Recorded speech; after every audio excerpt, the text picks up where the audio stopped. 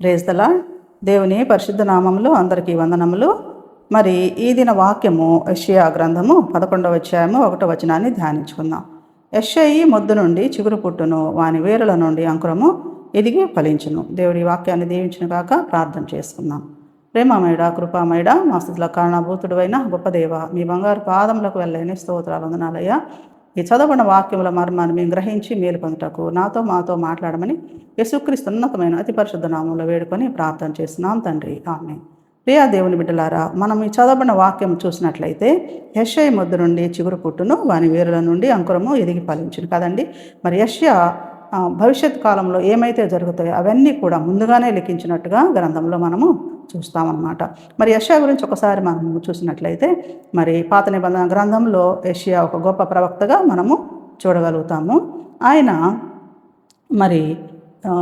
ఆయన పేరుకి మరొక అర్థం కూడా యెహోవా రక్షణ అనమాట. రక్షణ, యెహోవా రక్షణ, ఎంత మంచి అర్థం వచ్చే పేరండి కదా. మరి అలాగే ఈయన యూదా రాజ్యంలో కూడా సేవ చేసినట్లుగా మనం చూస్తాం అనమాట.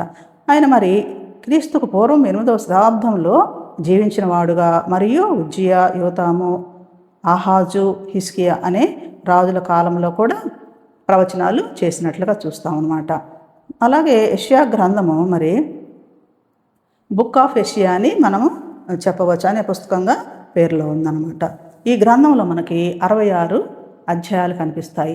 అలాగే మనం బైబిల్ మొత్తం చూసినట్లయితే పాత నిబంధన, క్రొత్త నిబంధన కూడా చూసినట్లయితే 66 పుస్తకాలు ఉన్నాయి. ఈ 66 పుస్తకాల్లో కూడా 39 పుస్తకాలు పాత నిబంధన, 27 పుస్తకాలు క్రొత్త నిబంధనలో మనం చూస్తాం అన్నమాట.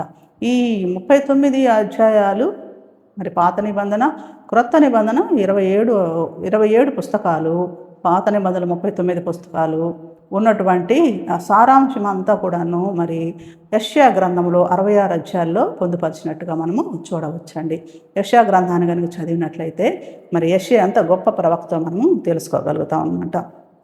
అలాగే ఈయన ప్రత్యేకత కూడా ఏంటంటే మరి యెషయా ప్రవక్తల్లో రారాజుగా ఉన్నట్లుగా మనం చూస్తాము. ఎందుకంటే ఆయన ప్రవచనాలు ఎలా ఉంటాయంటే మరి స్పష్టంగా ఉంటాయి, లోతుగా ఉంటాయి, మరియు భవిష్యత్తును చూపించే విధంగా ఉంటాయి అన్నమాట. భవిష్యత్తులో జరిగే విధంగా ఉంటాయి, ఖచ్చితంగా జరిగే విధంగా ఆయన ప్రవచనాలు ఉంటాయి. కాబట్టి ఆయన మరి చాలా సీనియర్ మోస్ట్ అంటాం కదా, అలాగ చాలా గొప్ప ప్రవక్త, సీనియర్ మోస్ట్ అన్నమాట. రాజులకే రారాజుగా ప్రవక్తలలో ఉన్నాడు. ఆయన రాజవంశానికి చెందినటువంటి వాడు. అతని భార్య కూడా ప్రవక్తనిగా మనము చూడవచ్చు. అలాగే ఆయన జీవితం చూసినట్లయితే దేవుడు ఏదైతే చెప్పాడో అది చేస్తూ ఆయన మాటను తప్పకుండా దేవుని మార్గంలో నడిచినటువంటి మరి ఒక గొప్ప ప్రవక్తగా మనము చూస్తాము. మళ్ళీ అలాగే మరి ఆయన గురించి మనము కొన్ని విషయాలు తెలుసుకున్నట్లయితే ఇప్పుడు మనం చూసిన విధంగా యెషయా గ్రంథం 11:1 యెషయి మొద్దు నుండి చిగురు పుట్టునని మనం చూసాం కదండి, చదివాం కదా. అలాగే యెషయా గ్రంథము 7:14 కూడాను ఒకసారి మనం చూసినట్లయితే, కాబట్టి ప్రభువు తానే ఒక సూచన మీకు చూపును, ఆలకించుడి. కన్యక గర్భవతి అయి కుమారుని కని అతనికి ఇమ్మానుయేలును పేరు పెట్టును. అంటే ఇమ్మానుయేలు అంటే దేవుడు మనకు తోడై ఉన్నాడు అని అర్థం వస్తుందండి. ఇమ్మానుయేలు అంటే దేవుడు మనకు తోడై ఉన్నాడని. మరి ఈ ప్రవచనాలు యెషయి మొద్దు నుండి చిగురు పుట్టును కదండి. మరి అలాగే ఎవరు ఆ చిగురు అంటే మరి యేసుక్రీస్తు వారు వస్తున్నారని. ఎవరి ద్వారా? దావీదు వంశంలో మరి యేసుక్రీస్తు వారు వస్తున్నారనేది వచ్చి ఆయన మరి ఒక కన్యక గర్భవతిలో మరి ఆమె గర్భవతి కుమారుని కంటుందని ముందుగానే ప్రవచించిన విధంగా మనం క్రొత్త నిబంధనలో చూసినట్లయితే 4 సువార్తల్లో మత్తయి సువార్త, మార్కు సువార్త, లూకా సువార్త, యోహాను సువార్తలు చూసినట్లయితే ఆయన జననాన్ని మనము చూడగలం అన్నమాట. అయితే ఈ విధంగా మరి ఆయన ఏదైతే చేస్తున్నాడో మరి యేసుక్రీస్తు వారు మన కోసం వస్తున్న విధానాన్ని, మరి ఆయన ఎన్ని మరి ఇబ్బందులు పడుతున్నాడు, మరి ఎంత పరిచర్య చేశాడు, మరి ఆయన మనిషి రూపంలో ఎలా, మానవుని రూపంలో ఎలా వచ్చాడు, ఇవన్నీ కూడా మరి ముందుగానే మరి ఎన్ని శ్రమలు పడతారు, మరి చనిపోయి తిరిగి లేస్తారు, ఈ విషయాలన్నీ కూడాను మరి యెషయా ముందుగానే ప్రవచించినట్లుగా మనము చూడవచ్చు అన్నమాట. అయితే యెషయా గురించి మనం ఇంకొక విషయాన్ని కూడా మనము చూసినట్లయితే మరి ఏముంటుందంటే ఇక్కడ 7వ అధ్యాయంలోనే ఒకసారి మనము చూద్దామండి.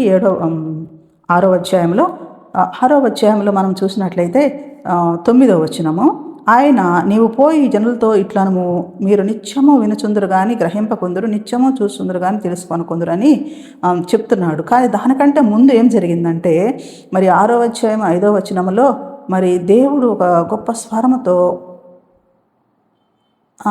ఏమంటున్నాడంటే ఈయన్ని మరి ఒక చోటుకి వెళ్ళమని చెప్పే యేసుక్రీస్తు దేవుడు మరి ఈయన ఒక చోటుకి వెళ్ళమని చెప్పే ప్రయత్నంలో ఈయన అంటున్నాడు కదా యెషయా, అయ్యో నేను అపవిత్రమైన పెదవులు గలవాడను, అపవిత్రమైన పెదవులు గల జనుల మధ్య నివసించేవాడను, నేను నశించితిని అని చెప్పి ఈయన పశ్చాత్తాపడుతున్నాడు. అంటే నేను అర్హున్నా కాదా అని ఆయన అలా పశ్చాత్తాపడ్డప్పుడు అక్కడ మరి శరూపులు అనే ఉన్నారు. శరూపులు అంటే ఎవరంటే మన దేవదూతలు అనమాట. వాళ్ళు మరి ఏం చేశారంటే మరి ఆ మాటలకు మరి ఆయన మరి పశ్చాత్తాపడుతున్నాడు కదా, మరి అలాంటి వాడికి ఒక మరి కాలే నిప్పు తీసుకొచ్చి మరి అక్కడ పెదాల మీద పెట్టినట్టుగా చూస్తాను. ఎందుకంటే మరి ఆ పాపం పోవడానికి అన్నట్లుగా. అప్పుడు ఏం చేస్తాడంటే యెషయా మరి దేవుడు చెప్పినట్టుగా ఏమంటున్నాడంటే, అయ్యా చిత్తగించుము, నేనున్నాను, నన్ను పంపుమని మరి 8వ వచనంలో చెప్తున్నాడు. చూడండి ఒకసారి, చిత్తగించుము, నేనున్నాను, నన్ను పంపుమనగా అప్పుడు మరి ఆయన ఏం చెప్తున్నాడు 9వ వచనంలో, నీవు పోయి జనులతో ఇట్లనము, మీరు నిత్యము వినుచుందురు కానీ గ్రహింపకుందురు, నిత్యము చూచుందురు కానీ తెలుసుకొనుకుందురు. అంటే వారి గురించి మరి ఒక్కొక్క ప్రవచనము చేస్తూ ఆయన ద్వారానే ఎన్నో మరి ప్రవచనాలు తెలియజేస్తూ ముందు భవిష్యత్తు గురించి తెలియజేస్తూ మరి యెషయాని మరి మంచి ప్రవక్తగా వాడుకున్న విధంగా మనము ఇక్కడ చూడగలం అన్నమాట, వెనక్కి తిరిగి చూడకుండా కూడా. అలాగే 6వ అధ్యాయంలో మరి 13వ వచనంలో కూడా లాస్ట్ మాట ఏంటంటే, అట్టి మొద్దు నుండి పరిశుద్ధమైన చిగురు పుట్టును. పరిశుద్ధమైన చిగురు అంటే యేసుక్రీస్తు వారండి. మరి పరిశుద్ధమైన చిగురు, పరిశుద్ధుడు కదండి యేసయ్య. మరి అలాంటి పరిశుద్ధుడి గురించి యెషయా పలికిన మాటలు ఎంత బాగున్నాయి కదా. మరి యెషయా కూడా మనకి ఇక్కడ ఏమంటున్నాడు, నేను అపవిత్రమైన పెదవులు గలవాడిని, ఆయన ఎంత పశ్చాత్తాపడుతున్నాడు. మరి మనం ఎప్పుడైనా పశ్చాత్తాపడ్డామా? ఒక మాట అంటాము, మరి మనం మాట్లాడే మాటలు అనేకమైనవి మరి అపశృతులు దుల్లుతూ ఉంటాయి అన్నమాట. ఇతరుల గురించి మాట్లాడేటప్పుడు ఏవేవో మాట్లాడతాం కదండి.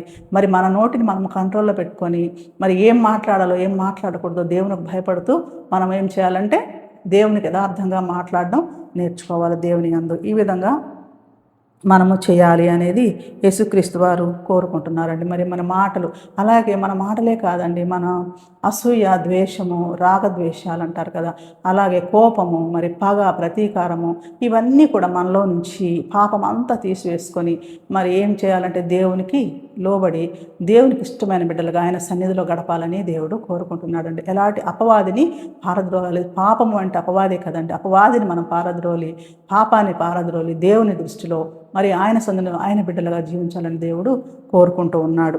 మరి ఈ విధంగా మరి ముందుగా జరగబోయే ఎన్నో విషయాలు ఆయన తెలియజేస్తూ మరి దేవునికి ఇష్టమైన బిడ్డగా జీవిస్తూ లాస్ట్లో ఆయన చనిపోవటం కూడా మంచి, ఆయన చావును కూడా, భయంకరమైన చావును కూడా మరి ఆనందంగా స్వీకరించినటువంటి యెషయా గారు గురించి ఈరోజు మనం తెలుసుకోవటం ఎంతైనా నిజంగా గొప్ప విషయం అండి. అవును కదా.